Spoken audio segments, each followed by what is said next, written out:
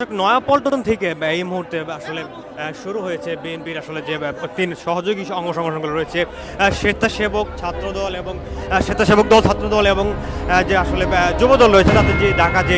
ভারতীয় বা দূতাবাস অভিমুখে যে পদযাত্রাটি রয়েছে, সেই পদযাত্রাটি ইতিমধ্যেই শুরু হয়েছে।